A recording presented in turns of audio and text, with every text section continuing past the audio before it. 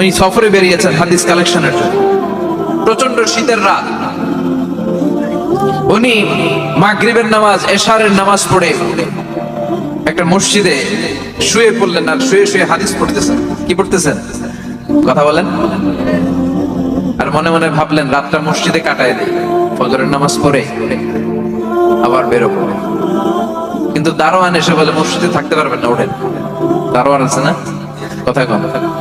আহমদ ইবনে হাম্বল বললেন আমি শুধু রাতটা থাকতে চাই, আমি তো ফজরেরও মুসল্লি, ফজর নামাজ পড়বো তো এই মসজিদে, আমার থাকতে দাও। দারোয়ান তো দেয় না, না মসজিদে থাকার জায়গা না, যান মিয়া।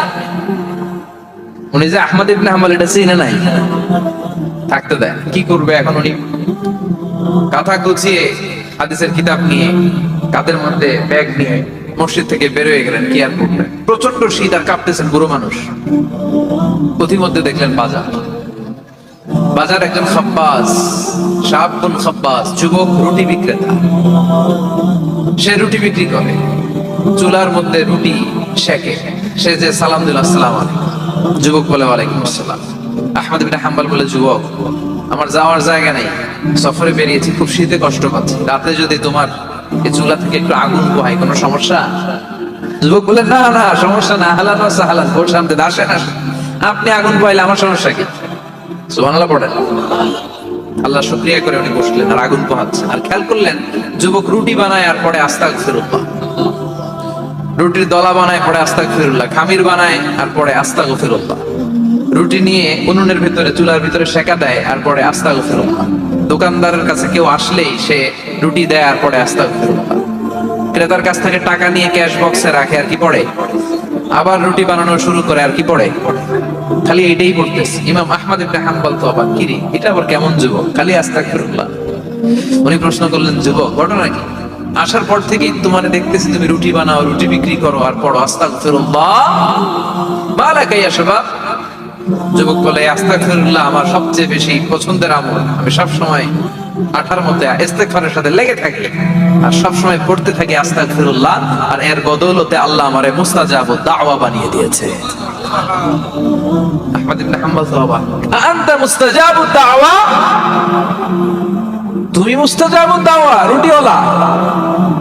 আমি এত বছর হাদিস পড়াই, আমি তো মুস্তাজাবুদ দাওয়া না, আর তুমি রুটি বেচো বাজারে, তুমি মুস্তাজাবুদ দাওয়া, তুমি দোয়া করলে সব কবুল হয়ে যায়।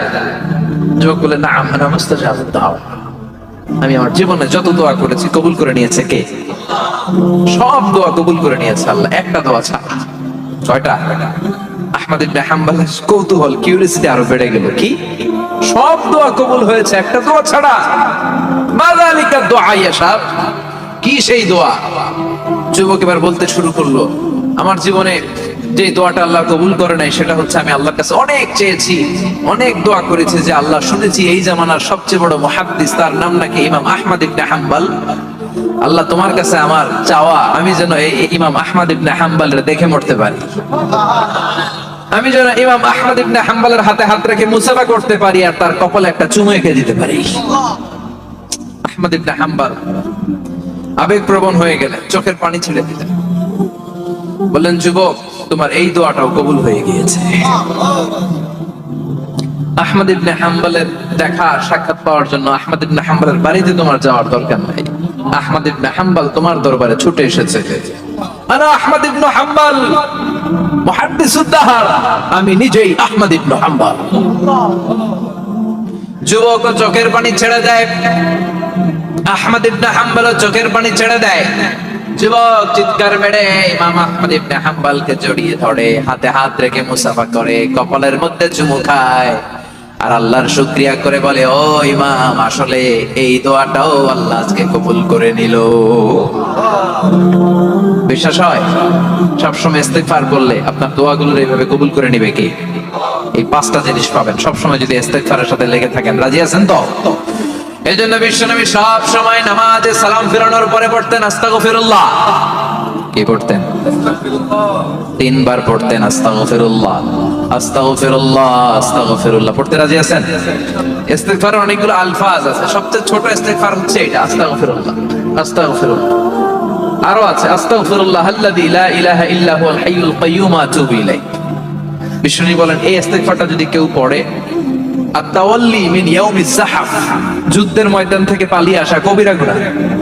কি গুনাহ? কাফেরদের সাথে যুদ্ধ, আমি তাগড়া যুবক, তলোয়ার নিয়ে নেমেছি, আমার দেহের এক ফোঁটা রক্ত থাকা পর্যন্ত আমি যুদ্ধ চালিয়ে যাব, আমি ফিরে আসতে পারবো না, আইনটা কার? ফিরে আসলে কবিরা গুনাহ।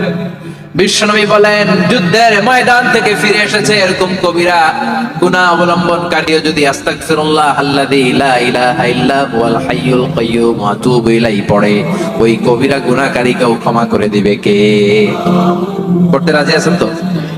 আবার সাইয়েদনা আবু বকর বললেন, ইয়া রাসূলুল্লাহ আল্লিমনি দুআআন আদউ বিহি ফি সালাতি, এমন দোয়া আপনি আমারে শিক্ষা দেন যে এই দোয়াটা আমি নামাজে পড়তে পারি।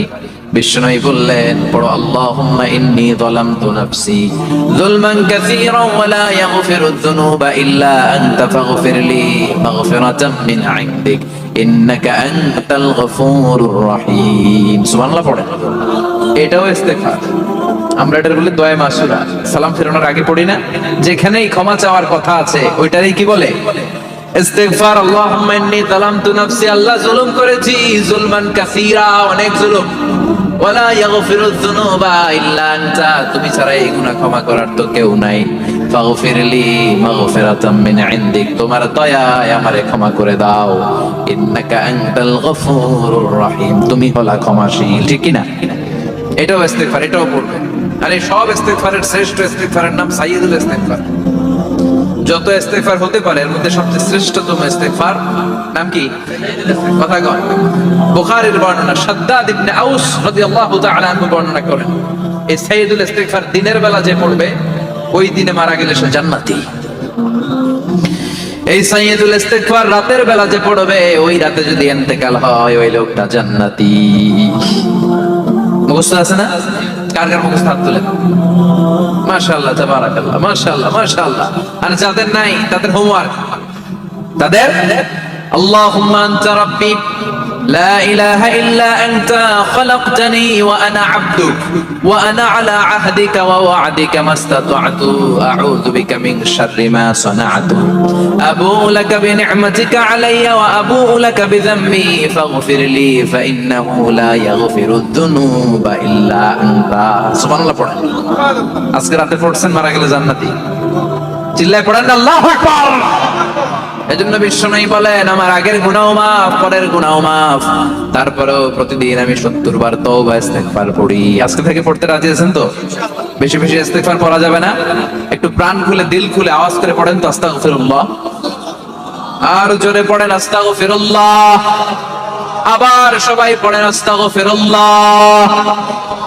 সব সময় তওবা ইস্তেগফার যারা পড়ে তাদেরকে পছন্দ করে কে?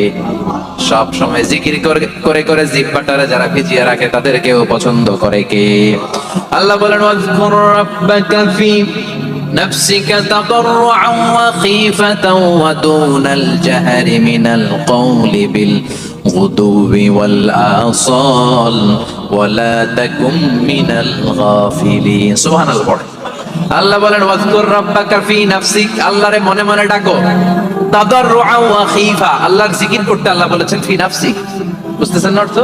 ফি নাফসিকা, মনে মনে আল্লাহর জিকিরটা করো। তাদাররুআ ওয়া খীফা, তাদাররুআ মানে বিনয়ের সাথে, with full of humility, submission and humbleness. বিনয়ের সাথে আল্লাহর ডাকো। ওয়া খীফা, গোপনে গোপনে ডাকো। দুনাল জাহরি মিনাল কওল, চিৎকার চেঁচামেচি করে ডেকো না। কার কথা? আওয়াজ করে জিকির করো না। এই যে আমরা মাহফিলে লা ইলাহা ইল্লাল্লাহ জিকির করে, এটা তালিম। উদ্দেশ্য কি? তালিমের জন্য আওয়াজ করে জিকির জায়েজ আছে, কিন্তু ব্যক্তিগত জিকিরের যে ইবাদতটা এটা আস্তে আস্তে হইতে হবে, এটা ভদ্রভাবে হতে হবে, চিল্লাচিল্লি করে নয়। আবার তালিমের জিকির ওইটাও ভদ্রভাবে। ইন্নাল্লাহা জামিল ইউহিব্বুল জামাল, আমার আল্লাহ সুন্দর, আমার আল্লাহর জিকিরের মধ্যে সৌন্দর্য আছে না নাই? কিন্তু এদেশে জিকিরের ভেতরে লাফালাফি আছে না নাই? বেশি না কম? কি বসেন বসেন, হ্যাঁ বসে যান তো, অনেক ধরনের আছে জিকির। হ্যাঁ বসেন বসেন, বসে যান। হ্যাঁ হাইবার আলী, এটা কি আবার জালালি?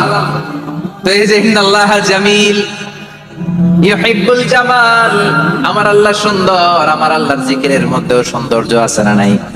তালিমের উদ্দেশ্যে সবাই মিলে জিকির করা যায়, কিন্তু চিল্লাফাল্লা করা যাবে না, লাফালাফি করা যাবে না, মাথা ডানে বায়ে ঝোরানো যাবে না, ঠিক কিনা? কিন্তু লাফালাফির জিকির আছে না নাই? লাফাইতে লাফাইতে, হ্যাঁ, গাছের আগায় বাঁশের আগায়। আবার যিনি জিকির পরিচালনা করে ওনার কান্দে যায় ওঠে, আছে না নেই? বিশ্বনবী সাহাবাদের নিয়ে জিকির করছেন, সাহাবারা লাফাতে লাফাতে খেজুর গাছের আগায়। হাদিসে আছে না এটা? বিশ্বনবী সাহাবাদেরকে নিয়ে জিকির করছেন, লাফাতে লাফাতে আবু বকর বিশ্বনবীর কান্দের উপরে। আছে, হাদিসে আছে। এটা জিকির নয়। কি সুন্দর দেখেন, ইসলাম বোঝা কত সহজ। ওয়াযকুর রাব্বাকা ফি নাফসিকা তাদাররুআ ওয়া খাইফা। গোপনে জিকির করো, ভদ্রতার সাথে বিনয়ের সাথে জিকির করো। ওয়ালা তাকুম মিনাল গাফিলিন দুনাল জাহরি মিনাল কওল। চিৎকার চেঁচামেচি করে জিকির করো না। যারা চিৎফাল দিয়ে হই হই হই হই করে, আছে না? হই হই হই হই হই হইয়ের ভিতরে আল্লাহর নাম আছে, হ্যাঁ? এই যে হুই হাই হুই হাই, এই স্টাইলের যে জিকির, এটার ভিতরে আমার আল্লাহর নাম আছে? আল্লাহর নাম যদি না থাকে ওইটা জিকির হবে? কথা বলেন।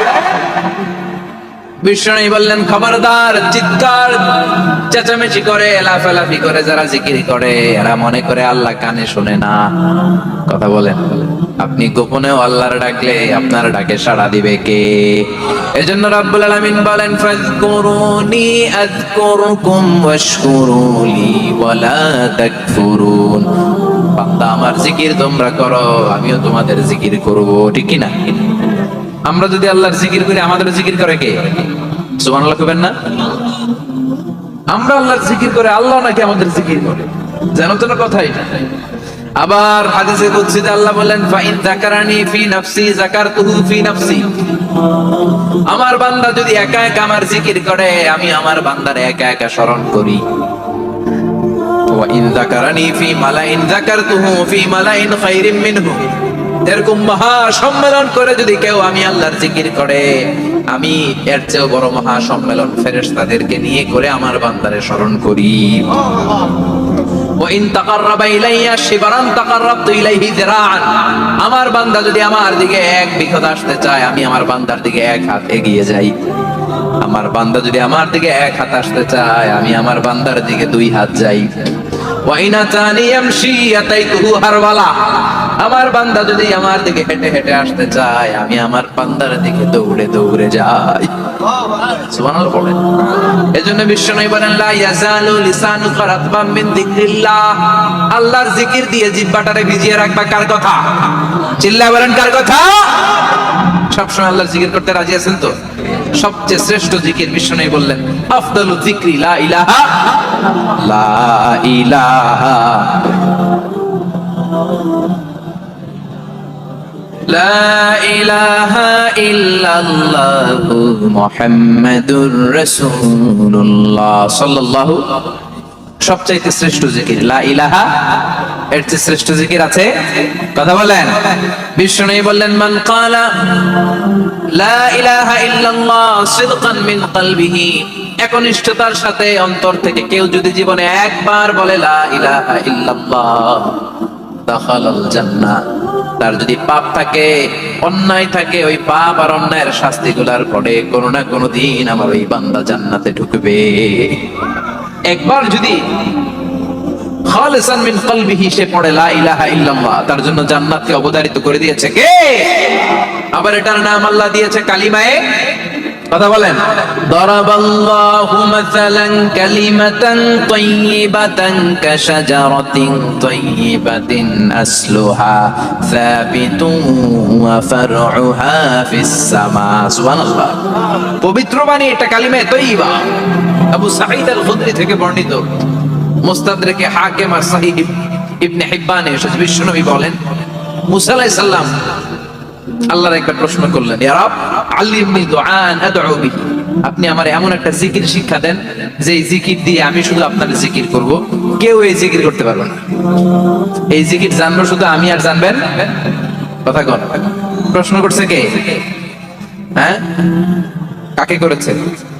আল্লাহ এমন একটা জিকির শিখান যেই জিকির কেউ জানে না, আমি জানবো, আর ওই জিকির দিয়ে প্রাণ ভরে আপনারে ডাকবো। আল্লাহ বললেন, মুসা পড়ো লা ইলাহা লা ইলাহা ইল্লাল্লাহ মুহাম্মাদুর রাসূলুল্লাহ। মুসা আলাইহিস সালাম বললেন আল্লাহ চাইলাম কি, কইলেন কি? লা ইলাহা তো জাতীয় জিকির, এটা তো আন্তর্জাতিক জিকির, এটা জানে না এমন কেউ নাই। এমনকি হিন্দু ভাইরাও জানে। কথা কম। আল্লাহ আমি তো চাইছিলাম এক্সক্লুসিভ, এক্সক্লুসিভ আমার জন্য স্পেশাল, এর চেয়ে সুন্দর আর কেউ জানবে না। এত সুন্দর একটা জিকির আপনি দিবেন, এটা আমি ডাকবো আপনাকে আর আপনি শুনবেন। আল্লাহ বললেন মুসা এর চেয়ে দামি আমার কাছে না।